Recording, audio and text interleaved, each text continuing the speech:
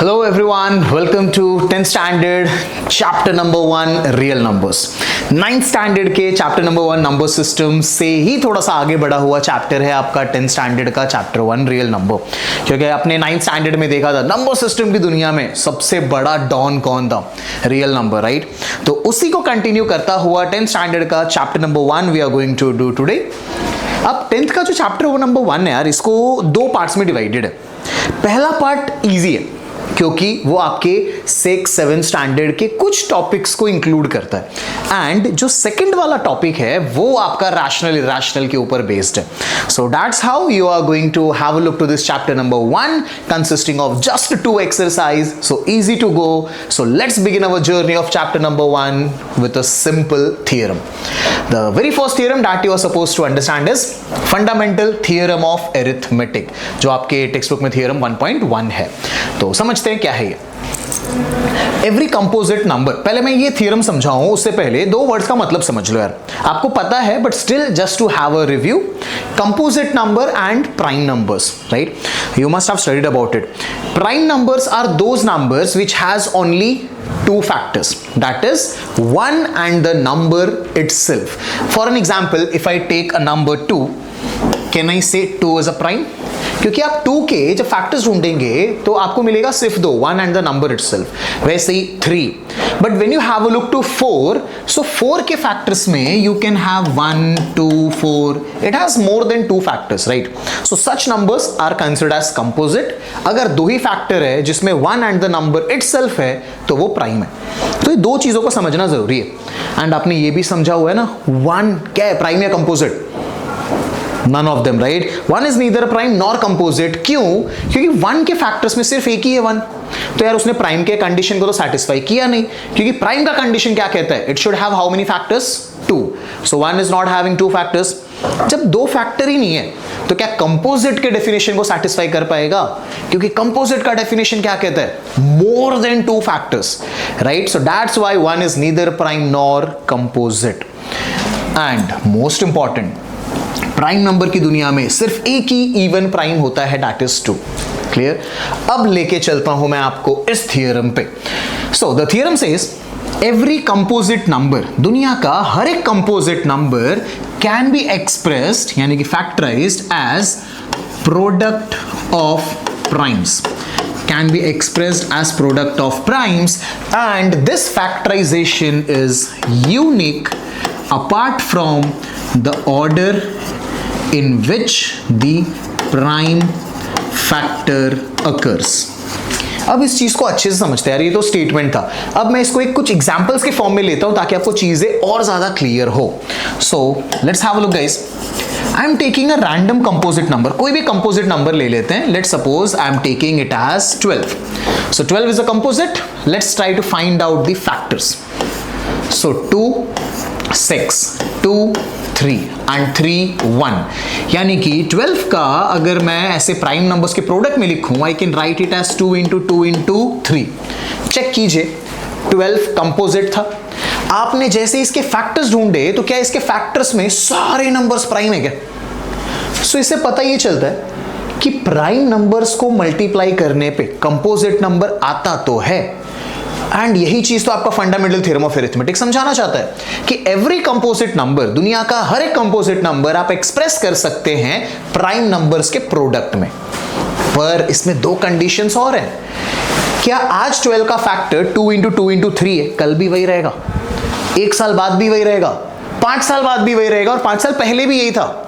यानी कि इसका ये फैक्टराइजेशन चेंज होगा नहीं. यही है, यही था, यही रहेगा. सो कैन आई से ये यूनिक है. हर वो चीज जिसका कोई सेकंड नहीं होता है, right, that is known as unique. जैसे अपने चैप्टर नंबर 3 भी जब आप पढ़ोगे वहां पे भी एक चीज आएगी यूनिक सॉल्यूशन करके.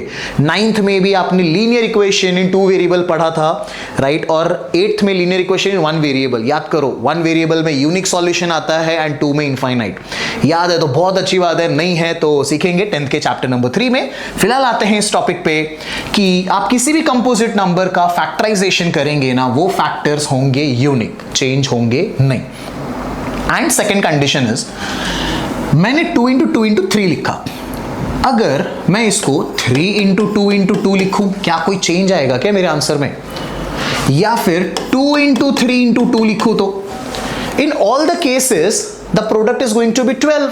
यानी कि क्या ऑर्डर मैटर करता है?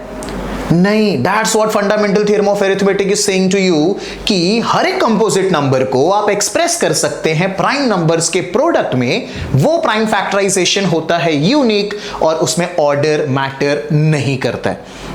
तो यार ऑर्डर मैटर नहीं करता, बट फिर भी हम एक यूनिफॉर्मिटी के लिए हम एक चीज फिक्स करेंगे कि हम असेंडिंग ऑर्डर में हमारे फैक्टर्स को लिखा करते हैं, राइट? ऑर्डर मैटर बिल्कुल नहीं करता है, but just for our convenience and maintaining a standardisation we will write all the prime factors in ascending order. Clear guys?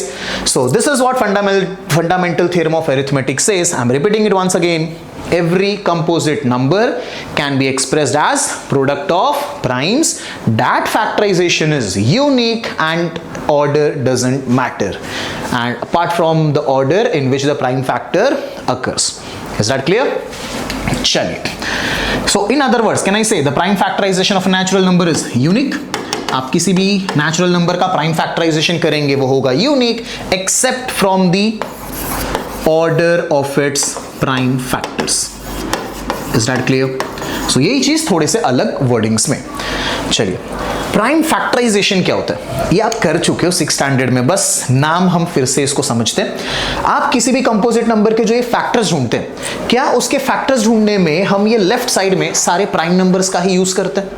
2 लिया मैंने, 3 लिया, और अगर कोई ऐसा नंबर आया जिसमें 5 का मल्टीपल हो तो हम 5 ही लेंगे। यानी कि अगर आप फैक्टर्स में सिर्फ और सिर्फ प्राइम नंबर्स लेते हो ना लेफ्ट साइड में, तो हम उस फैक्टराइजेशन को कहते हैं prime factorisation. So prime factorisation means the process of writing a composite number as a product of primes.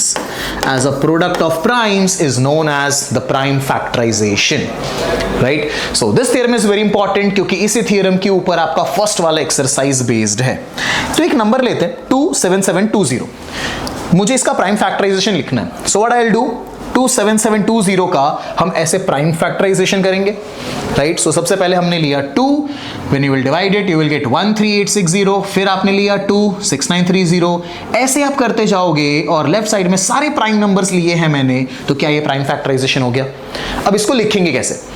Order तो मैटर नहीं करता, बट जैसा मैंने आपको सिखाया असेंडिंग ऑर्डर में we will write down the factors. So 2 कितने 2 हैं चेक कीजिए, 3, so 2 into 2 into 2, then 2 3s 1 5 into 7 into 11। ये तो मैंने लिख दिए मेरे सारे प्राइम फैक्टर्स, बट अगर कोई फैक्टर रिपीट हो रहा है तो आप उसको पावर के फॉर्म में रिप्रेजेंट करेंगे।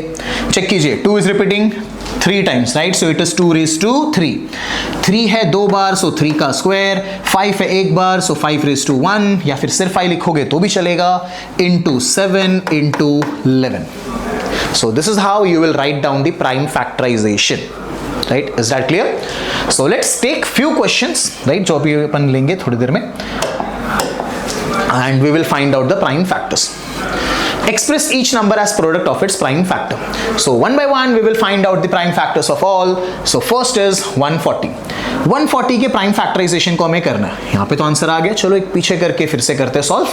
सो 140 का अगर आपको प्राइम फैक्टराइजेशन करना है, you will write down like this 140, so 270, 235, then 5 7 and 7 1, मिल गए सारे के सारे prime factors. Now write it in this way, 2 into 2 into 5 into 7। ये लिखने के बाद आप इसको पावर फॉर्म में कर देंगे चेंज। 2 आया 2 बार, सो 2 का square, 5 is 1 time, 7 is 1 time, so 5 into 7। That's how you will right the prime factors. चलिए 156 के लिए ट्राई करते हैं। सो 156 लिखिए एंड चालू कर दीजिए इस तरीके से फैक्टर्स ढूंढना। सो you will go with 2, so this will be 2 7 14, will be left out with 16, so 8, again 2, so 2 3 6 18, so 9, and फिर 39 के लिए आप क्या करेंगे चेक कीजिए, 3 से, सो 3 13 एंड लास्ट में 13 एंड 1, बस इसी चीज को लिख देते हैं यहाँ पे। So it is 2 into 2 into 3 into 13, and power form में आप लिखोगे, सो इट विल बी 2 का स्क्वायर इंटू 3 इंटू 13। मिल गया प्राइम फैक्टराइजेशन। बस इसी तरीके से आपको किसी भी नंबर के प्राइम फैक्टर्स ढूंढने। अब प्राइम फैक्टराइजेशन के क्वेश्चंस इतने नहीं आते हैं, राइट, हार्डली चांस है कि प्राइम फैक्टराइजेशन का क्वेश्चन आएगा।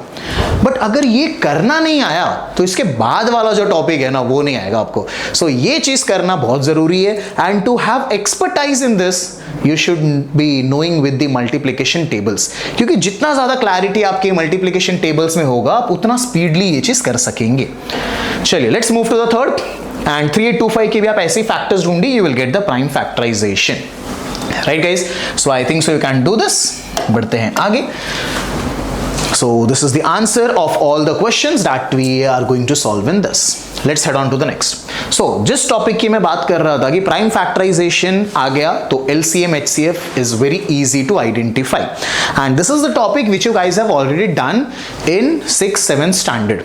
बट वहां पे शायद आपने ये 2 नंबर्स के लिए किया, 3 के लिए भी किया हुआ है, तो वही चीज को फिर से करते हैं रिविजिट, एंड इसमें एक छोटा सा एडिशन होने वाला है, that we will be doing it in the end of this topic.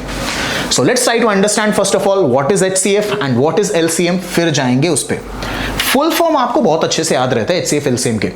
HCF means highest common factor, but हमें यहाँ पे फुल फॉर्म से काम नहीं चलाना है, हमें तो यहाँ पे मीनिंग चाहिए उसका कि HCF कहना क्या चाहता है। So the HCF of two positive integers, किसी भी 2 पॉजिटिव इंटीजर्स का जो HCF होता है is defined as the product of the lowest power, या फिर आप least power कह सकते हैं, the product of the lowest power of each common factor involved. Of each common factor involved in those number, यानी कि 2 नंबर्स आपको दिए जाएंगे, अब दोनों के प्राइम फैक्टराइजेशन कर लीजिए, फिर उनके प्राइम फैक्टर्स में जो भी कॉमन फैक्टर्स होंगे उनके लोएस्ट पावर वाले फैक्टर्स को आप कर देंगे multiply, you will get the HCF। अब सुनने में जितना समझ में आ रहा है उससे भी ज्यादा जब हम क्वेश्चन करेंगे तो ज्यादा मजा आएगा। चलिए पहले LCM भी समझ लेते हैं। सो LCM का full form is least common multiple, and meaning पे चलते हैं। 2 पॉजिटिव इंटीजर्स का जो LCM होता है is defined as the product, ये भी होता है product but not of the lowest power of the highest power, right, and product of the highest power of each factor. HCF में आपको है ना कॉमन फैक्टर्स के लोएस्ट पावर को ही लेना होता है, बट LCM में कॉमन वॉमन चेक नहीं करना है। All the factors which are involve in the prime factorisation of the given numbers, आप वो सारे फैक्टर्स को उठा लोगे, बट ध्यान रखना अगर कोई कॉमन है तो उसमें हाईएस्ट पावर वाला आप पिक करते हैं, एंड HCF में common factor with lowest power.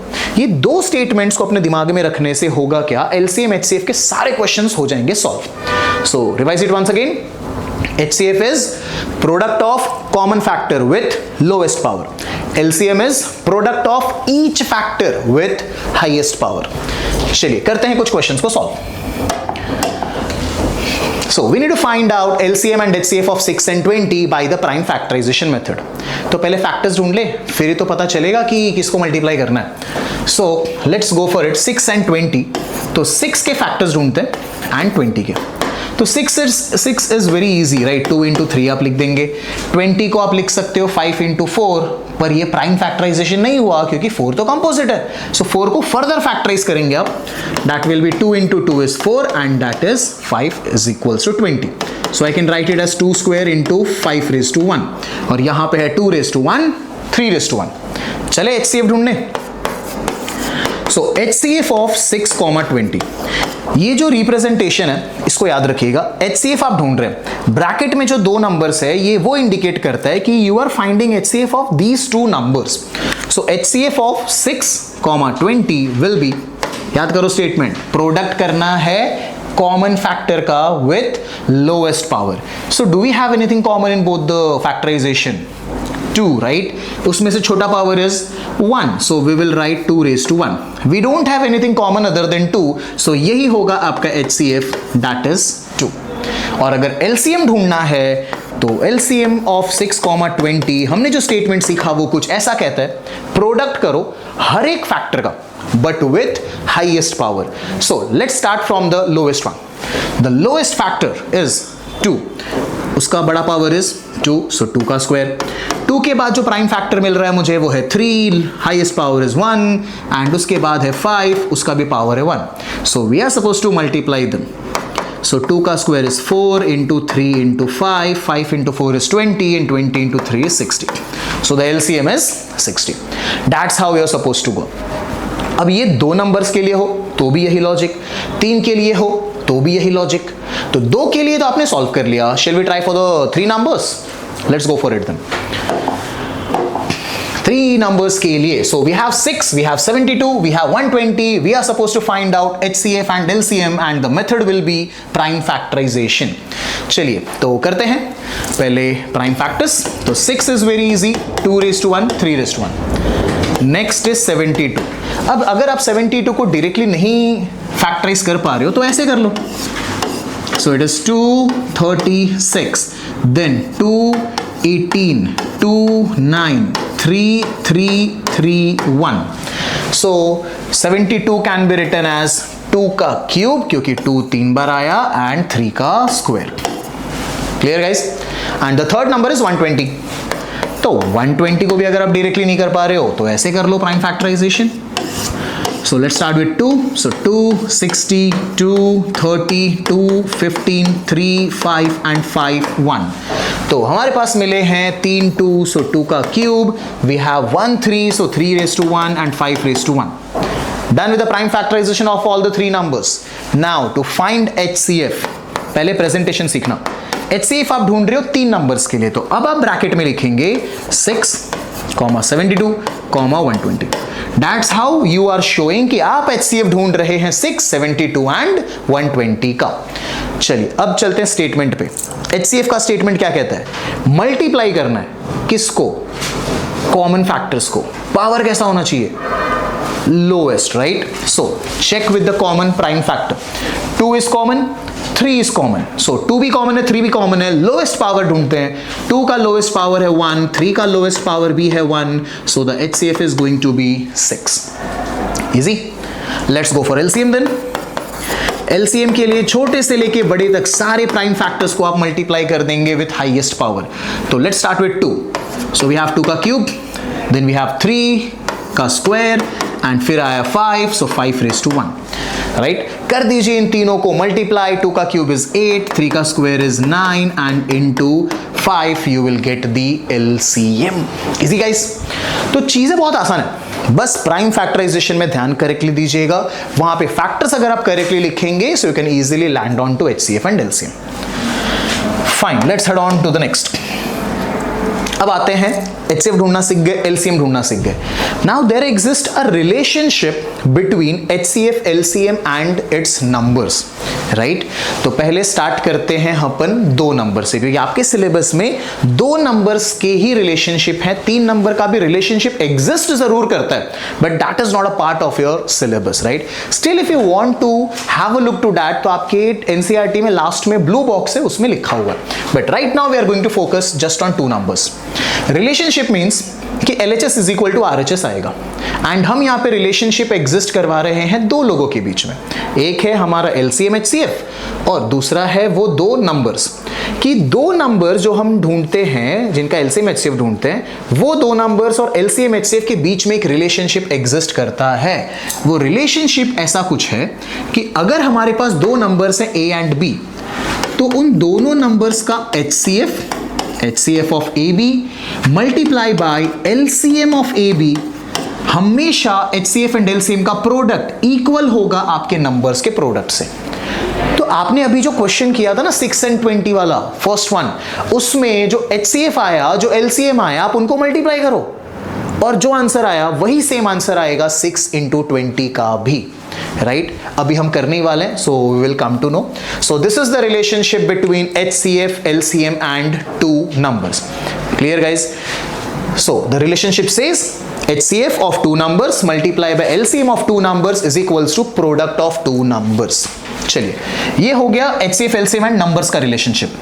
अब आते हैं एक और रिलेशनशिप पे कि HCF HCF एंड LCM, इनके बीच में भी एक रिलेशनशिप है।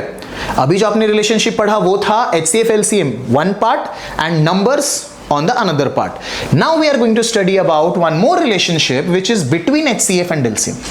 उसको समझने के लिए यहां पे देखो इस वाले स्टेटमेंट पे, the HCF of any two और मोर नंबर्स, यानी कि किसी भी नंबर्स का जो आप HCF ढूंढते हैं वो हमेशा आपके LCM का फैक्टर होता है।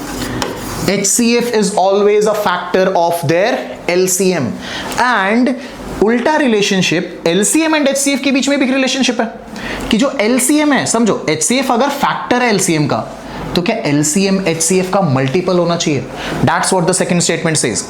In other words, LCM of two or more numbers, दो या दो से ज्यादा नंबर का जो LCM होगा ना वो हमेशा मल्टीपल होगा HCF का। So ये दो स्टेटमेंट्स बहुत इंपॉर्टेंट है क्योंकि assertion reason वाले स्टेटमेंट्स हैं which can be asked. So the first statement says HCF of any two or more numbers will always be a factor of their LCM and जो LCM है वो HCF का हमेशा होता है मल्टीपल। इसके क्वेश्चन सॉल्व बिल्कुल कीजिएगा, it's a MCQ based question, it's super important. आ जाते हैं एक स्टेटमेंट और जो बचा हुआ है, इसको समझने के लिए कोप्राइम नंबर्स का मतलब समझो। प्राइम नंबर्स आपको पता है, अब prime and coprime is not same, it is completely different. Prime number का मतलब है numbers which has only two factors, one and the number itself. Coprime numbers is actually comparison of two numbers. Coprime numbers ये कहता है कि ऐसे दो numbers जिनमें कॉमन फैक्टर सिर्फ वन होना चाहिए, वन के अलावा कुछ भी नहीं, those numbers are known as coprime. For an example 2 and 3 check कीजिए, 2 के फैक्टर्स में 1 2, 3 के फैक्टर्स में 1 and 3।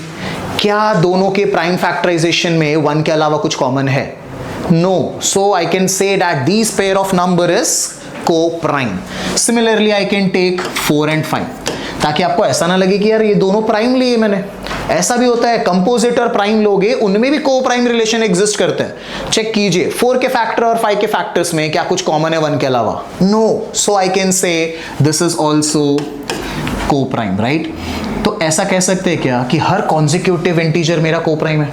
Yes, it's true, right? So coprime numbers are those numbers in which the common factor is just 1 के अलावा कुछ common नहीं है। तो अगर कुछ कॉमन नहीं है तो उन दो नंबर्स का HCF क्या होगा? There is nothing common other than 1, so HCF का तो मतलब ही होता है ना कॉमन फैक्टर्स का प्रोडक्ट। तो 1 ही कॉमन है तो HCF क्या होगा उन दो नंबर्स का? 1। और LCM होगा product of those two numbers. So if two numbers are co-prime, their HCF will be 1 and their LCM will be product of those two co-prime numbers. So ये चार चीजें super important है। First one, relationship between HCF LCM and two numbers. Second is relationship between HCF LCM and LCM HCF. HCF factor होता है LCM का, LCM multiple होता है HCF का, एंड को-प्राइम नंबर्स का HCF होगा 1 एंड LCM होगा product of those two numbers. Clear guys? So now we will be focusing mainly on proving this relationship. So बहुत सारे क्वेश्चंस हम लेंगे अभी एंड उसमें रिलेशनशिप सेटिस्फाई करेंगे। So let's head on to the next. Find the HCF of 96 and 404 by the prime factorization method. Hence find their LCM. यानी कि पहले आप HCF ढूंढिए बाय प्राइम फैक्टराइजेशन, फिर LCM ढूंढिए by relationship. So let's go to find out then. So 96 के prime factorisation पे चलता है, तो 96 का प्राइम फैक्टराइजेशन कीजिए। Let's start with 2. So this will be 2, 4, 8. We will be left out with 16. So 8. Then 2, 24, 2, 12, 2, 6, 2, 3 and 3, 1. So कितने 2 मिले आपको? 5, right? So 2 into 2 into 2 into 2 into 2 and we have got 1, 3. So I can write it as 2 raised to 5, 3 raised to 1. चलिए second number है आपके पास 404, तो 404 के भी factors ढूंढते हैं। 404, let's begin with 2. So 2, 202, 2, 101 and 101 is prime, so that will remain as it is. So 404 के factors 2 into 2 into 101, so 2 का square into 101. Prime factorization done. चलिए अब HCF ढूंढने. So HCF of this two number, HCF मतलब product of common factors with lowest power. What is common in both the prime factorization? 2. Lowest power is 2, so 2 का square will be your HCF, that is 4. अब LCM ढूंढने के लिए हम use करेंगे relationship. So the relationship says HCF of two numbers multiply by LCM of two numbers is equal to product of those two numbers. तो use करते relationship. मैं यहाँ पे रिलेशनशिप एक बार लिखता हूँ. शॉर्ट में मैं लिख रहा हूँ नंबर्स के बिना फॉर्म में. HCF into LCM is equals to A into B. Right. ढूंढना अगर मुझे LCM है तो इस HCF को मैं भेज दूँ RHS में तो वो डिनोमिनेटर में चला जाएगा. क्या ऐसा कुछ मिलेगा? LCM of 96, 404 is equals to product of 96 into 404 divided by HCF of 96 and 404. तो HCF क्या मिला हमें? 4. And product of these two numbers divide by 4 आप कर देंगे, आपको मिल जाएगा LCM. So LCM ढूंढने के आपके पास अब दो रास्ते हैं. रास्ता नंबर 1 प्राइम फैक्टराइजेशन से ढूंढ सकते हो. रास्ता नंबर 2 अगर ये 4 पैरामीटर्स में से 3 चीज आपको पता है तो चौथा आप ये रिलेशनशिप से ढूंढ पाओगे. Do remember this, HCF, LCM, A and B. इन 4 में से if 3 things are known you can find the 4th by using this relationship. Right guys, so finding it easy, we'll move to the next. Find the LCM and HCF of the following pair of integers and verify that LCM into HCF is equal to product of two numbers. अब relationship verify भी करना है. You can do it right. मैं majorly multiplication आपसे ही करवाना चाहता हूं ताकि आपकी प्रैक्टिस बढ़े. So I will just help you out in the presentation part. 26 के पहले प्राइम फैक्टर्स ढूंढते हैं एंड 91 के. So for 26 I can write it as 13 into 2, 2 into 13, and for 91 it is 7 into 13. Right? Now let's go for HCF. तो HCF होता क्या है? Product of common factors with lowest power. Common है सिर्फ 13 और power भी है 1, तो HCF आ गया 13. LCM होता है product of all factors with highest power. So start from the lowest one. तो 2 into 7 into 13. 13 एक ही बार लिखना भले दोनों में हो, क्योंकि हम लेते हैं लो LCM में हाईएस्ट पावर. तो दोनों में 1 1 ही है तो 1 ही हाईएस्ट है. So 2 into 7 into 13 will give you your LCM. Right? अब रिलेशनशिप वेरीफाई करना है. समझना ध्यान से. रिलेशनशिप मतलब product of this two numbers 26 and 91 ये मैच करना चाहिए LCM एंड HCF के प्रोडक्ट से. चलिए समझते हैं यहाँ पे. Let's come to this. आपने HCF ढूंढ लिया 13, LCM आपका मल्टीप्लाई करने पे आ चुका है 182. अब प्रोडक्ट ऑफ टू नंबर्स करेंगे. आपके दो नंबर्स क्या थे? 26 and 91. So multiply 26 and 91. You are getting 2366. Same answer मिलना चाहिए LCM एंड HCF के प्रोडक्ट पे. सो 13 into 182. HCF into LCM is 13 into 182 and the answer is 2366. Are the answers same? तो क्या मैं मान सकता हूँ relationship is satisfying over here? So I can conclude hence product of the two numbers is equals to product of HCF and LCM. तो इस वाले question में आपको LCM HCF तो ढूंढना ही है, उसके साथ साथ में रिलेशनशिप को वेरीफाई भी करना है. तो प्रोडक्ट ऑफ टू नंबर्स पहले कीजिए, फिर LCM HCF का प्रोडक्ट कीजिए. ये दोनों आंसर्स आने चाहिए सेम, तो ही आप कंक्लूड करोगे रिलेशनशिप इज वेरीफाइड. यही सेम कहानी हमें बचे हुए दो क्वेश्चंस के लिए करनी है. और चलिए बढ़ते हैं नेक्स्ट क्वेश्चन पे. 510 and 92. तो first of all go for the prime factorisation of 510 and 92. तो 510 के फैक्टर्स ढूंढते हैं. Let's start with 2. So 2, 2, 4. We'll be left out with 1, 1. So 5 and then again 1. So 55. Then let's begin up with 5. So 5, 5, 25 and 1. फिर 51 के लिए आप जाइए 3 पे. So that will give you 3, 1, 3. Will be left out with 21. So 7 and 17, 1. मिल गया prime factorization. Write down it over here. We have 1, 2, 1, 3, 1, 5 and 1, 17. Now let's go to find factors of 92. So in the same way, we'll start with 2. So 2, 4, 8 and 6. Then 2, 23 and 23, 1. So we are having 2 into 2 into 20. Sorry, it's 3. So it's 23. Done. तो इसको अपन लिख देंगे 2 square into 23^1 और इसमें तो कुछ common है ही नहीं. So prime factorization is done. Now we will head on to find their HCF. HCF मतलब कॉमन फैक्टर, राइट? उसका product with lowest power. Do we have anything common? Yes, 2, and the lowest power is 1, so 2^1, the HCF is 2. For LCM we will multiply all the factors with highest power. तो 2 से start करते हैं, तो 2 2 है, इसके लिए 2 2 आ गया. 2 का square is the highest. Then in 3 we have just 1, so 3 5 1 17 1 and 23 1. Multiply कर देंगे आप सारे वैल्यूज को, मिल जाएगा आपका LCM. अब चलते हैं रिलेशनशिप को वेरीफाई करने. सो let's have a look guys. HCF आ चुका है हमारे पास 2, LCM आ चुका है मल्टीप्लाई करने पे 23460. रिलेशनशिप में हमें LHS अलग RHS अलग ढूंढना है और ये बताना है कि दोनों वैल्यू सेम आने चाहिए. सो प्रोडक्ट ऑफ 2 नंबर्स आपने सबसे पहले किया 510 into 92, तो मल्टीप्लाई करने पे 46920 आएगा. अब यहां पे तो आंसर मिल रहा है बट आपको मल्टीप्लाई करना पड़ेगा ये सब चीजें. सो 46920 is product of 2 numbers and HCF LCM का प्रोडक्ट 2 into 23460 वो भी उतना ही आ रहा है 46920. If the answer is same you will conclude कि रिलेशनशिप इज वेरीफाइड, यानी कि product of 2 numbers is equal to HCF into LCM. Is that easy? तो बहुत सिंपल है. फैक्टर्स ढूंढिए, HCF ढूंढिए, LCM ढूंढिए, फिर 2 नंबर्स का प्रोडक्ट LCM HCF का प्रोडक्ट आना चाहिए सेम, तो रिलेशनशिप हो गया verified. Do remember guys, this relationship is not for 3 numbers, it is only for 2 numbers.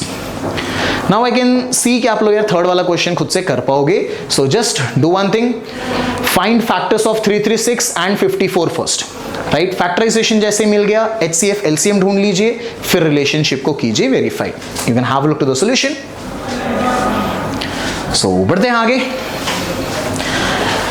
अब बहुत इंपॉर्टेंट चीज जो ऐसा मान के चलो, इट्स अ 2 मार्कर थिंग. अभी जो आपने LCM HCF सीखा, it is a majorly of objective set of questions that can be asked. अब आते हैं 2 मार्क्स वाले एक ऐसे टॉपिक पे जो आता है.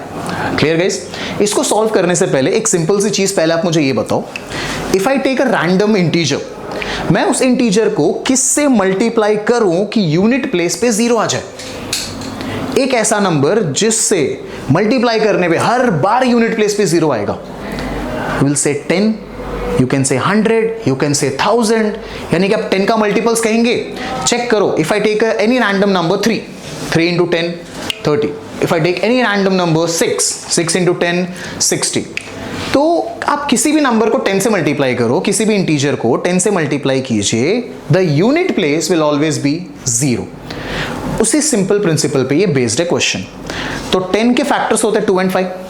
तो कैन आई से if a number is divisible by 2, if a number is divisible by 5, यानी कि उसका यूनिट प्लेस पे 0 था, मतलब वो 10 का मल्टीपल है. बस इसी प्रिंसिपल पे करते हैं इस क्वेश्चन को solve. So check whether 6^n can end with the digit 0 for any natural number n. 6 के पावर में आपको जो नेचुरल नंबर लगाना है लगाओ. क्या कभी डिजिट 0 आएगा? यूनिट प्लेस का डिजिट कभी 0 आएगा कि नहीं? That is the question. तो बहुत सिंपल है. 6 के पावर में आप कुछ भी लगाओ, 2 3, क्या ये 10 से डिवाइड हो सकता है? 10 से मतलब 2 and 5 से डिवाइड हो पाएगा क्या? 6 के प्राइम फैक्टर्स में 2 and 5 आते हैं. 2 तो आता है पर 5 नहीं आता है, यानी कि ये डिविजिबल बाय 2 है पर 5 नहीं है, मतलब ये ओवरऑल 10 का तो डिविजिबल हुआ ही नहीं. तो क्या ये डिजिट 0 पर कभी एंड कर सकेगा? नो. बट आप सिर्फ नो नहीं लिखेंगे, you are suppose to write down entire point by point solution. तो समझते हैं इसको. यहां पे first statement, if any number ends with the digit 0, कोई भी नंबर डिजिट 0 पर कब एंड करेगा? When it is divisible by 2 and 5. Next, तो प्राइम फैक्टराइजेशन ऑफ 6^n क्या है समझते हैं. तो 6 को आप लिख सकते हैं 2 into 3 होल पावर n, यानी कि 6^n के फैक्टराइजेशन में आया है 2^n एंड 3^n. कौन मिसिंग है? 5. हमें तो 2 and 5 दोनों चाहिए. 2 है बट कौन नहीं है? It can be observe that 5 is not in the prime factorization of 6^n. So for any value of n, 6^n will not be divisible by 5. इसका मतलब 6^n cannot end with the digit 0. Right guys? So ये statements आपको बहुत help कर रहे हैं and ये सब स्टेटमेंट्स आपके पावर बुक्स में ऑलरेडी हैं. Power book is going to help you to just increase your learning ability. समझो, स्टेटमेंट्स बहुत सिंपल थे, जो मैं कब से कह रहा था वही सारी चीजें हैं. So first of all focus on all the blanks जो हम फिल कर रहे हैं, बिकॉज यही है वो कीवर्ड्स जो चेक होते वक्त इवैल्यूएट होते हैं. दैट डजंट मीन कि स्टेटमेंट नहीं होते हैं, but statements are also important. But first of all you are need to focused with this keywords thing. So focus more in the power book when you are practicing this. Right guys? So बहुत simple है. कोई भी number digit 0 पर and कब करेगा? जब वो divisible हो 2 से एंड 5 से. और वो चेक करने के लिए उस नंबर के प्राइम फैक्टर्स में 2 एंड 5 दोनों का होना जरूरी है. सेम इसके जैसा एक और क्वेश्चन आपके एग्जाम्पल में भी मिलेगा for 4:n. Check whether 4:n end with the digit 0 और नॉट. उसमें भी सेम प्रिंसिपल लगाइएगा कि 4 के फैक्टर्स में 2 है पर 5 नहीं है. सो सेम कंक्लूजन कि वो डिविजिबल बाय 5 नहीं है, यानी कि 4:n can not and with the digit 0. Easy? Okay, one more question based on composite and prime आएगा, बट उससे पहले एक रिलेशनशिप सेट ऑफ क्वेश्चंस अपन करते हैं. सो हमने रिलेशनशिप पढ़ा हुआ है दो नंबर्स का एंड HCF LCM का. The relationship says product of two numbers is equals to product of HCF and LCM. और उस फॉर्मूला, उस रिलेशनशिप में 4 पैरामीटर्स में से अगर 3 दे दी जाए, क्या चौथा आप ढूंढ सकते हो? Right, we have seen that ये क्वेश्चन उसी पे बेस्ड है. HCF ऑफ 306 एंड 657, यानी कि मुझे मेरे दो नंबर्स दे दिए गए हैं जिनका HCF ढूंढ रखा है इन्होंने, that is 9, and they have asked you to find the LCM. So the relationship says HCF 9 है, रिलेशनशिप क्या कहता है? LCM into HCF is equals to product of those two numbers. Yes or no? So उसी relationship को अपन use करते हैं यहाँ पे, product of those two numbers A into B. सो हमें ढूंढना है LCM, तो LCM इधर ही रखिए, HCF को आप नीचे भेज देंगे. So product of two numbers that is 306 and 657, and आपका जो HCF नीचे आ चुका है वो लिख देंगे नीचे. So HCF is 9. Having a simple calculation will take you to the LCM. देखते हैं answer. So 306 into 657 divide by आपने 9 कर दिया, आपको मिल गया आपका LCM. राइट, सो बहुत सिंपल है. 4 में से 3 पैरामीटर्स गिवन होते हैं and 4th you are suppose to find. बस वो अप्लाई करते जाइए, मिल जाएगा answer. This is a important question, so get it done. Now have look. We need to check whether this expression is composite और not. कोई भी number composite कब होता है? When it has more than 2 factors, right? तो हमें बस यही कंक्लूड करना है इसको सिंप्लीफाई करके कि इसके 2 से ज्यादा फैक्टर एग्जिस्ट करते हैं. अगर 2 से ज्यादा फैक्टर एग्जिस्ट करते हैं मतलब ये कंपोजिट है. So we are just need to simplify this expression. तो 7 into 11 into 13 plus 13, can I take 13 common? So we will be left out with 7 into 11 plus 1. Now multiply. So 7 into 11 is 77 plus 1. That will give you 13 into 78. अब check करो, इसको जब आप factorise करोगे क्या इसके 2 से ज्यादा फैक्टर्स मिलने वाले हैं? Yes. So can I conclude that this is composite. 78 को आप 13 into 6 लिख सकते हो. इसका मतलब इस एक्सप्रेशन के 2 से ज्यादा फैक्टर एग्जिस्ट करते हैं. 13 इटसेल्फ और 6 को आप फर्दर जब सॉल्व करोगे तो 2, 3 and 1. सो कैन आई से the given expression has 6 and 13 as factors. So what you will conclude, it is a composite number. Easy guys. इसी तरीके से इसका सेकंड एक्सप्रेशन करते हैं solve. So second expression is 7 into 6 into 5 into 4 into 3 into 2 into 1. बहुत सारे हैं and last में +5 है. सो 5 इज कॉमन, टेक 5 कॉमन. आपके पास बचेगा 7 into 6 into 4 into 3 into 2 into 1 plus 1. So let's multiply all these numbers and last में आप कर देंगे 1 को add. So this will give you 1008 plus 1, so that is 1009. Check कीजिए क्या इसके 2 से ज्यादा फैक्टर्स मिल चुके हैं आपको? 1 तो है ही, 5 भी आ गया, 1009 भी आ गया. 2 से ज्यादा फैक्टर हैं मतलब आपका नंबर क्या कहलाएगा? Composite. Clear? So such type of questions are easy. Now comes the most important topic of this exercise, that is LCM and HCF का word problem. अब आपके टेक्स्ट बुक में तो यार सिर्फ एक वर्ड प्रॉब्लम है, but this is the topic which can be asked in many more different ways. आप अपने क्वेश्चन बैंक में देखेंगे आपको बहुत सारे एलसीएम एचसीएफ के वर्ड प्रॉब्लम्स दिए होंगे, राइट? और आपने शायद ट्राई भी किया होगा। The major confusion is how to find LCM ढूंढना है या फिर एचसीएफ ढूंढना है। तो let's have a look to few tricks and कैसे आप आइडेंटिफाई करेंगे कि किस क्वेश्चन में एचसीएफ ढूंढना होता है एंड किस क्वेश्चन में एलसीएम। समझिए, the question which contains word greatest, maximum, मतलब अगर ग्रेटेस्ट या इसके सिनोनिम्स हैं तो आपको कंक्लूजन पे पहुंचना है कि उस क्वेश्चन में ढूंढना क्या है, एचसीएफ। और यही चीज अगर दूसरे क्वेश्चन में उसका उल्टा ले लेते हैं, स्मॉलेस्ट, मिनिमम या फिर इसके सिनोनिम्स हैं अपने पास, सो उस क्वेश्चन में क्या ढूंढोगे, LCM.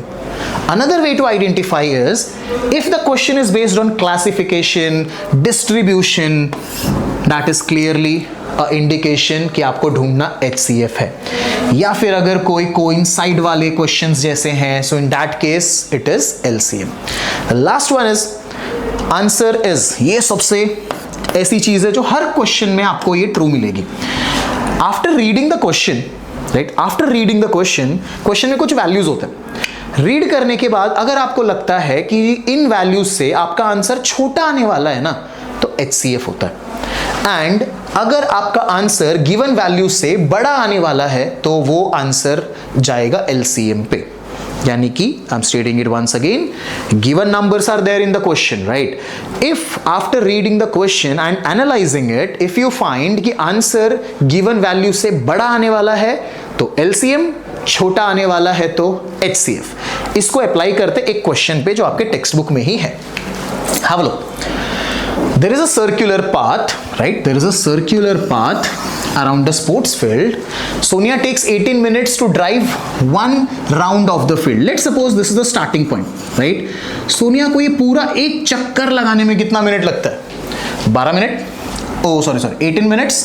And Ravi takes 12 minutes for the same. पूरा एक चक्कर लगाने में, नाम मेरा यूज हो रहा है, right? So have a look. Sonia and Ravi. So Sonia takes 18 minutes to complete one round and Ravi takes 12 minutes to complete one round. Clear, guys? Suppose now the condition starts. Suppose they both start at the same point. Same starting point से चालू हो रहा है and at the same time. Time भी same है, starting point same है and दोनों ने स्टार्ट किया। जैसे ये रेस चालू होगा क्या? Ravi takes 12 minutes, Sonia takes 18 minutes. So Ravi आगे हो जाएगा एंड सोनिया पीछे रहेगी। 12 मिनट के बाद क्या होगा? Ravi will be at the starting point and Sonia will be somewhere in between this, right? 18 minute पे क्या होगा? सोनिया स्टार्टिंग पॉइंट पे होगी but Ravi will be somewhere ahead in the track. मुझे तो दोनों को स्टार्टिंग पॉइंट पे मिलाना है फिर से। क्वेश्चन क्या कहता है? After how many minutes will they meet again at the starting point? चालू स्टार्टिंग पॉइंट से किया था, सेम टाइम पे किया था, मिलना भी फिर से स्टार्टिंग पॉइंट पे है, पर कितने मिनट्स के बाद मिलेंगे, दैट इज द क्वेश्चन। तो समझते हैं, गिवन वैल्यूज है 12 और 18, 12 एंड 18, राइट? 12 मिनट से पहले वो लोग स्टार्टिंग पॉइंट पे मिले, वो पॉसिबल तो है ही नहीं, क्योंकि रवि को ही 12 मिनट लगते हैं ना पूरा एक चक्कर लगाने में, और सोनिया तो 12 मिनट में बीच में ट्रैक में कहीं पे होगी। सो 12 मिनट से पहले मिल पाना इज नॉट पॉसिबल। याद करो जो मैंने HCF LCM के वो दो आपको अलग अलग बाइफर्केशंस दिखाए थे, क्या गिवन वैल्यू से आंसर बड़ा आने वाला है? सो क्या ढूंढना है? LCM।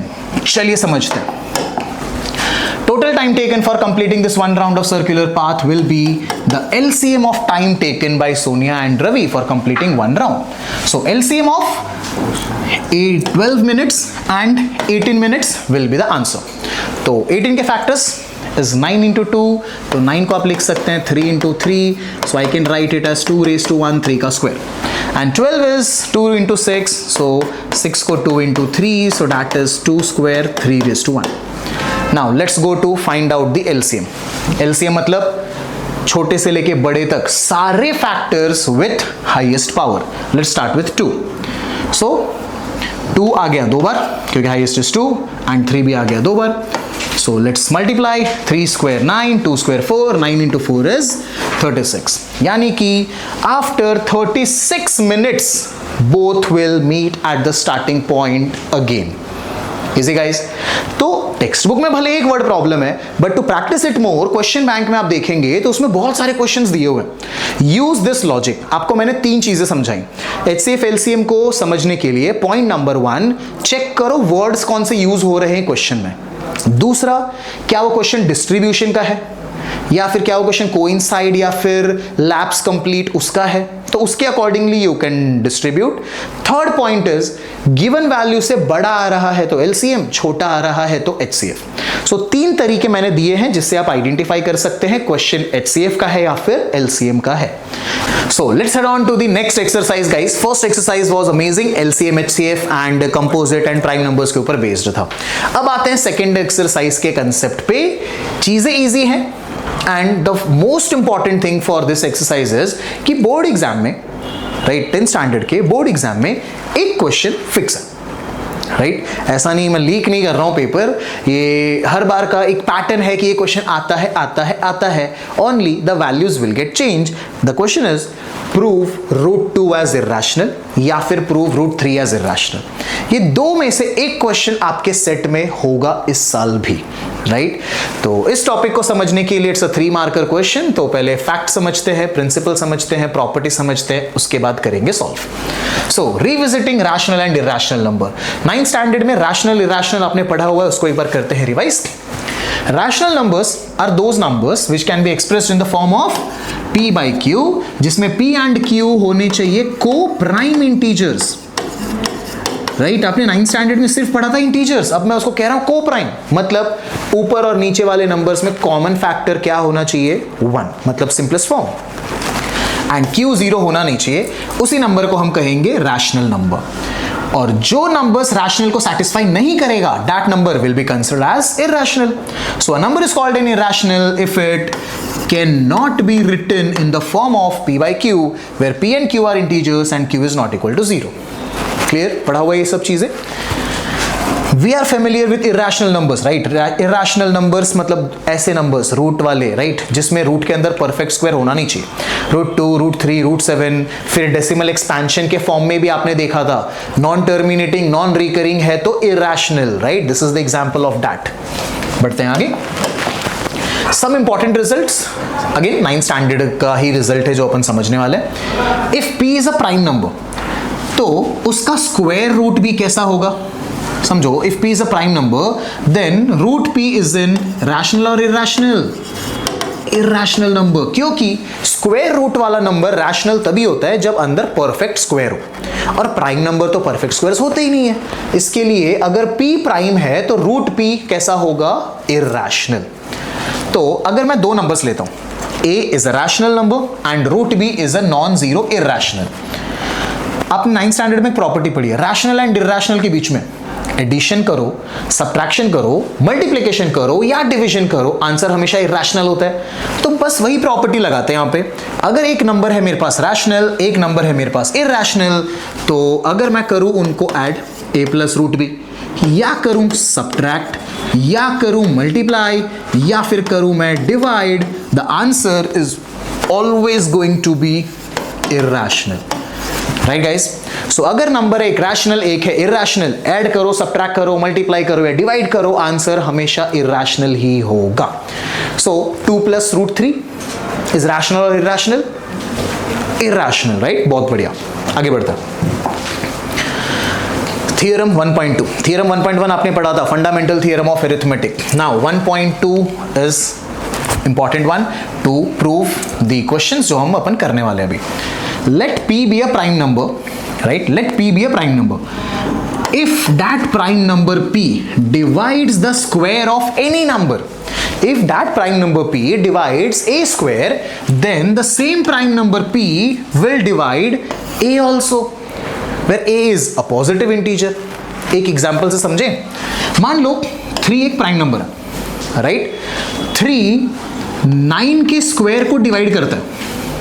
3 is a prime number which is dividing 9 square. So by this theorem I can say कि यही 3 9 को भी डिवाइड करेगा। If a prime number 5 divides 15 का square, then the same prime number 5 will divide 15 also. यही तो कहना चाहता है ना ये थियरम कि अगर कोई प्राइम नंबर है p which divides square of any number and that should be positive integer, right? If p divides a square then the same p will divide a also. यानी कि if a prime number p divides 5 का square so the same prime number p will divide 5 also. Is that easy to understand? Clear? ये theorem बहुत important है क्योंकि इसी के ऊपर आपका पूरा नेक्स्ट एक्सरसाइज बेस्ड है। तो समझते हैं नेक्स्ट एक्सरसाइज का question and the most trending most asked question of 10th standard board exam is this, root 2 is irrational. अब ये सेट ऑफ एक्सरसाइज, ये पूरा सेट ऑफ क्वेश्चन जो इस एक्सरसाइज में है, इसमें कोई भी आपका लॉजिकल कैलकुलेशन नहीं है। It's a theoretical proving question, यानी कि स्टेटमेंट ज्यादा होंगे और कुछ इक्वेशंस वाले स्टेप्स होंगे बट वो बहुत ही कम होंगे। तो इसके लिए आप अपने पावर बुक में भी देख सकते हैं कि हमने इसको इतना सिंप्लीफाइड वे में कर दिया है कि पहले हम उस चीज को समझते हैं जो इंपॉर्टेंट है, फिर उसको प्रेजेंट कैसे करना है ना स्टेटमेंट में, that we will understand. So if you will try to understand this topic in the presence of power book, trust me आपका लर्निंग पावर बहुत अमेजिंग हो जाएगा, क्योंकि हम फोकस करेंगे पहले हैंड होल्डिंग लर्निंग, फिर मैं आपको छोड़ दूंगा अब लड़ो और खुद से पूरा सॉल्यूशन लिखो। चलिए तो समझते हैं। इस टाइप के क्वेश्चन को हम प्रूव करेंगे by contradiction method. Contradiction method means आप जिस चीज को प्रूव करना चाहते हो आप उसका उल्टा अज्यूम करोगे एंड फिर सॉल्व करते जाओगे और पता चलेगा अरे ये तो हमारा अजम्पशन गलत है, तो सही चीज पे आ जाओ और कंक्लूड कर दो। कॉन्ट्राडिक्शन मेथड हम उसी जगह पे अप्लाई कर सकते हैं जहां पे सिर्फ दो ही ऑप्शन हो, जैसे कि एक नंबर या तो रैशनल होगा या तो इरैशनल होगा। तो अगर आपने उसको माना है रैशनल पर सॉल्व करते करते पता चला अरे यार ये तो रैशनल है ही नहीं, तो आपके पास एक ही ऑप्शन बचा ना कि क्या मान लोगे, वो नंबर क्या है, इरैशनल, राइट। तो वैसे ही ट्रू एंड फॉल्स वाले क्वेश्चंस आप देखो, या तो स्टेटमेंट ट्रू है या तो फॉल्स। सो हर वो केस जहां पे दो ही पॉसिबिलिटी है उसी टाइप के क्वेश्चन में आप कॉन्ट्राडिक्शन मेथड यूज कर सकते हैं। So this is one of the question. तो let us assume to the contrary that root 2 is rational. आपको प्रूव इरैशनल करना है तो हमने कर लिया उसका उल्टा अज्यूम, मान लेते हैं वो रैशनल है। अगर वो रैशनल है तो क्या मैं उसको फ्रैक्शन के फॉर्म में लिख सकता हूं, ये a अपॉन b, जिसमें a एंड b होने चाहिए को prime integers and b zero नहीं होना चाहिए। ये स्टेटमेंट बहुत इंपॉर्टेंट है, ये स्टेटमेंट लिखना जरूरी है। So let us assume to the contrary that root 2 is rational. अगर वो रैशनल है तो आप उसको फ्रैक्शन के फॉर्म में लिख सकते हैं जिसमें वो दोनों चीज होनी चाहिए, को प्राइम इंटीजर्स और b जीरो होना नहीं चाहिए। अब सिंप्लीफाई करते हैं, b को इधर ले लो। So b root 2 is equals to a। Now square on both side, तो रूट 2 का स्क्वायर इज 2, b का square will become b square और RHS में हो जाएगा a का square will be a square. अब ये स्टेप पे पहुंचते ही मुझे ये तो पता चला, समझो ध्यान से, इस स्टेप को समझने के लिए आप जरा यहां पे ध्यान से देखो, मैं यहां पे ले लेता हूं 10, so I can write it as 10 is equals to 2 into 5. 10 के फैक्टर से 2 and 5. That means 2 can divide 10 and 5 can also divide 10. आप किसी भी नंबर्स को जब फैक्टराइज्ड फॉर्म में लिखते हो ना तो उसका हर एक फैक्टर उस नंबर को डिवाइड कर सकता है। तो क्या वही स्टेटमेंट यहाँ पे और इक्वेशन फॉर्म में आपको दिख रहा है? यहाँ पे चेक कीजिए, a स्क्वायर को हमने प्रोडक्ट में एक्सप्रेस किया 2b स्क्वायर, इसका मतलब 2b a स्क्वायर को डिवाइड करेगा, b स्क्वायर भी a स्क्वायर को डिवाइड करेगा। पर हमने थियरम समझो 1.2 प्राइम नंबर के लिए पढ़ा है कि if a prime number p divides the square of any number then the same prime number p will divide a also. So looking to this equation, can I say 2 divides a square? क्या 2 prime है और a integer है, तो क्या वो theorem apply होगा? If 2 divides a square, 2 will divide a also. 2 will divide a also. और अगर 2a को डिवाइड कर रहा है इसका मतलब a will be equal to 2 times any integer c for some integer c. सो समझिए ध्यान से, आपने किया था पहले इसको अज्यूम रैशनल, तो इसको आप लिख सकते हो फ्रैक्शन के फॉर्म में which is a by b. a and b are coprime integers और b 0 होना नहीं चाहिए. फिर b को ले लीजिए दूसरी तरफ, so root two b is equal to a square on both the sides, 2b square is equal to a square. यहां से पता चला 2 डिवाइड करता है a स्क्वायर को, सो 2 डिवाइड करेगा a को भी. इसका मतलब a is equal to 2c, a new integer c. Now substitute this in equation number 1. इसको हम दे देते हैं equation number 1, 2b square is equal to a square को, और जो आपका a is equal to 2c है ना, इसको हम सब्स्टिट्यूट करेंगे फर्स्ट इक्वेशन में a के जगह पे. तो हमारे पास मिला हुआ है 2b square is equal to a का स्क्वायर. a के जगह पे आपने जैसे ही डाला 2c, स्क्वायर करते क्या मिलेगा, 4c स्क्वायर. इस स्टेप को मैं यहाँ पे 2 में लिखता हूं ताकि आप पहली बार कर रहे हो तो समझ पाए. 2b square is equal to a square था, आपने a में सब्स्टिट्यूट किया 2c, so you will write like this. So आपको क्या मिलेगा, 2b square is equals to 4c square, same like this. Can I cancel 2 and 4? So you will be left out with b square is equals to 2c square. Is that clear? क्या ये फिर से इसके जैसा एक relation exist करवा रहा है कि b स्क्वायर को आपने 2 के प्रोडक्ट में एक्सप्रेस किया, तो यानी कि 2 भी b स्क्वायर को डिवाइड कर रहा है और c स्क्वायर भी कर रहा है. बट हमने तो प्राइम नंबर के लिए थ्योरम पढ़ा है, तो क्या मैं कह सकता हूं 2 divides b square, so 2 divides b also, right? The theorem, if 2 divides b square, if a prime number divides square of any number, then the same prime number will divide the number also. So 2 divides b square, 2 divides b also. इसका मतलब 2 a को भी divide कर रहा है, 2 b को भी divide कर रहा है. So a and b have 2 as a common factor. पर यार आपने a and b को क्या माना था, को प्राइम. एंड को प्राइम का मतलब क्या होता है, कॉमन फैक्टर शुड बी 1. पर यहां पे तो यार आपके पास कॉमन फैक्टर 2 भी है.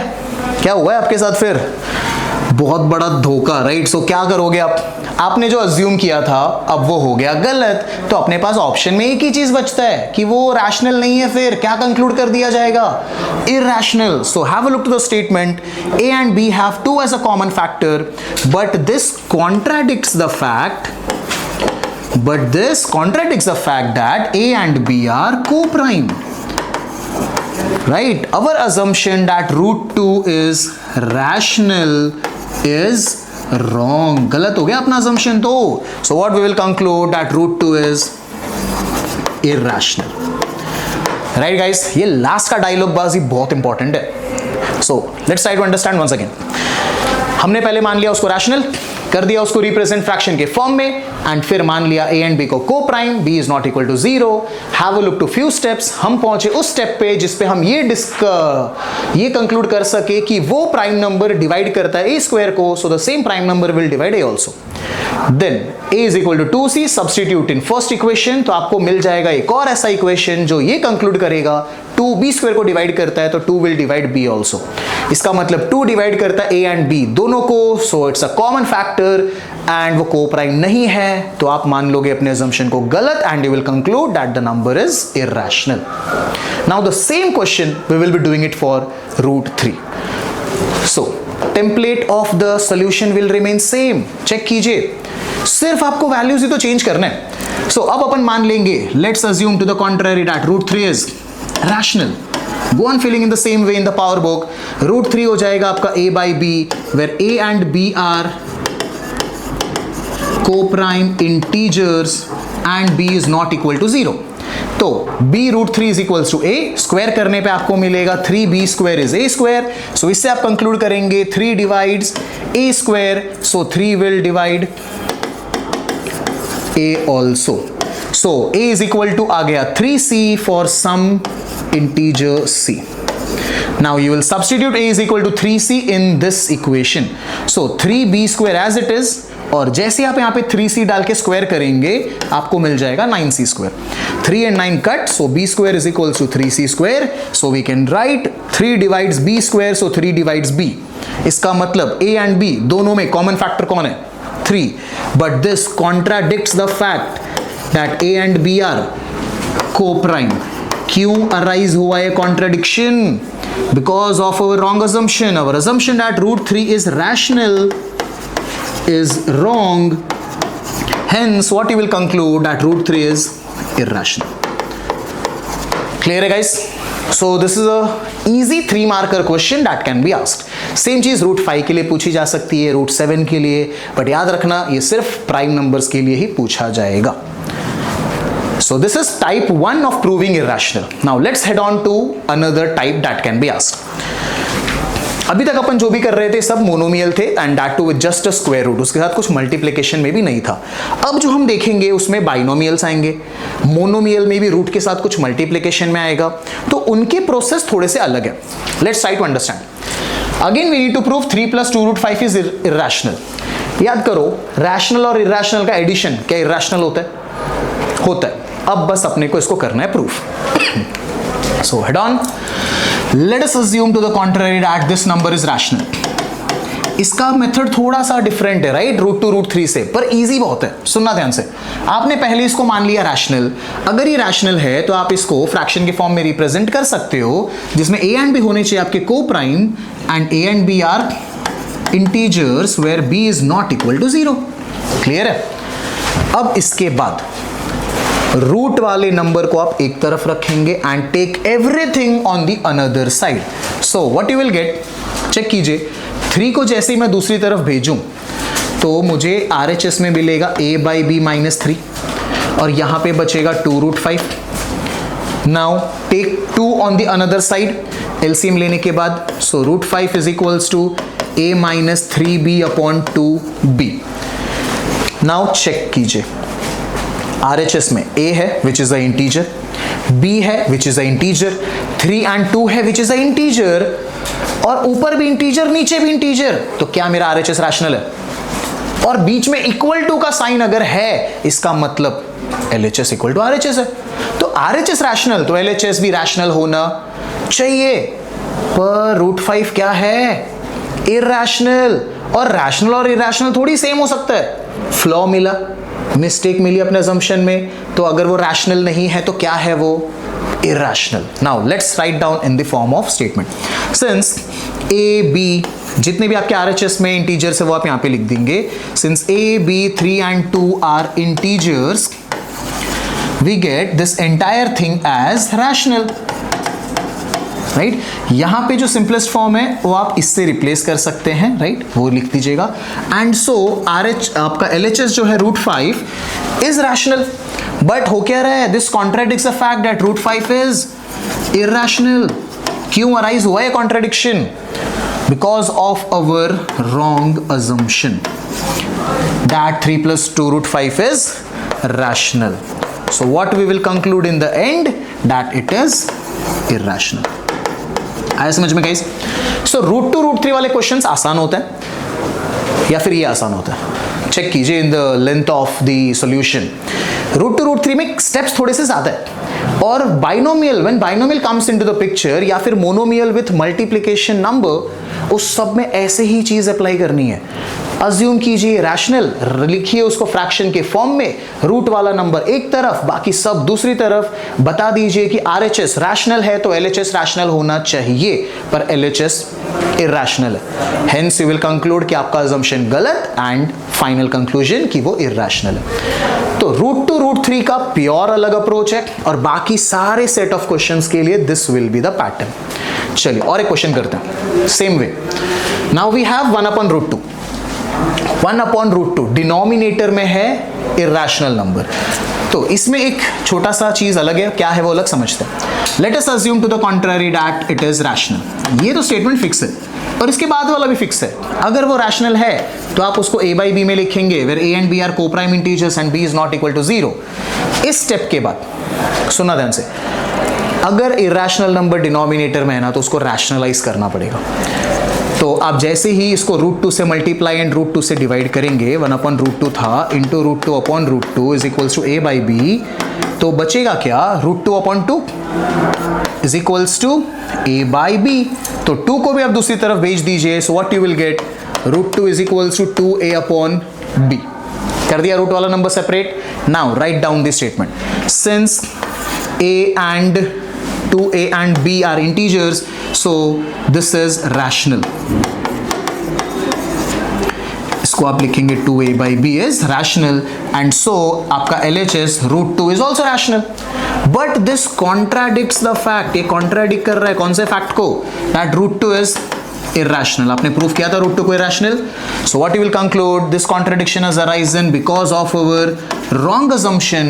और क्या था आपका assumption, that 1 upon root 2 is rational. So what we will conclude in the end, that 1 upon root 2 is irrational. Easy guys. So pattern will remain same. Rational assume कीजिए, रूट वाला number एक तरफ, बाकी सब दूसरी तरफ लेके जाओ. बस बता दो कि RHS के सब इंटीजर्स हैं टर्म्स, तो वो पूरा होगा रैशनल. तो LHS रैशनल होना चाहिए पर वो नहीं है, गलत हो गया assumption. सो कंक्लूड कर दीजिए कि आपका नंबर इरैशनल है. Easy guys, finding it easy. So ऐसे ही क्वेश्चन एग्जाम्स में भी होते हैं. Let's have a look to 6 plus root 2. अब इसको फटाफट से करेंगे बिकॉज बाइनोमियल वाला आपने कर रखा है. So let's assume to the contrary that 6 plus root 2 is rational. अगर ये रैशनल है तो a बाई बी और a b हो जाएंगे आपके coprime integers and b 0 होना नहीं चाहिए, राइट. नेक्स्ट, सो रूट 2 क्या हो जाएगा, a बाई बी माइनस 6. इसका मतलब a b एंड 6 है आपके इंटीजर्स. सो आपके पास जो ये मिला a minus 6b upon b, आप इसको इसी फॉर्म में अगर लिखेंगे सो ये हो जाएगा a by b minus 6 is rational. आपका RHS है रैशनल. सो आपका LHS which is root 2 must be rational. But क्या है वो, कॉन्ट्रडिक्ट कर रहा है फैक्ट को कि वो तो इरैशनल है. But this contradicts a fact that root 2 is irrational, and this contradiction has arisen because of our wrong assumption कि वो rational है. तो आप क्या मान लेंगे एंड में, that the number is irrational. Clear guys? So that's how you're supposed to go with this irrational वाला टॉपिक. दो टाइप के क्वेश्चंस इसमें होते हैं. एक होता है सिर्फ रूट वाला number, root 2, root 3, root 5, root 7 and so on. तो उसको आप करेंगे एक तरीके से, और उसके अलावा बाइनोमियल या फिर मोनोमियल में प्रोडक्ट ऑफ अ नंबर वाले क्वेश्चंस को करेंगे इस तरीके से सॉल्व. मतलब रैशनल अज्यूम, रूट एक तरफ बाकी सब दूसरी तरफ. मान लीजिए RHS रैशनल है तो LHS भी रैशनल होना चाहिए, पर नहीं है, वो कॉन्ट्रडिक्ट कर रहा है. सो व्हाट यू विल अज्यूम कि आपका assumption ही गलत है. सो you will conclude that the number is irrational. Clear guys? So it's a straight forward 3 marker question. And first exercise में से हमने LCM, HCF एंड उसके रिलेशनशिप वाले काफी ऑब्जेक्टिव सेट ऑफ क्वेश्चंस किए हैं discuss. So practice with all those things. The chapter is easy. सिर्फ इसमें ध्यान रखिएगा वर्ड प्रॉब्लम्स के ऊपर. सो उसकी प्रैक्टिस करने के लिए use KQB. All the best, perform well.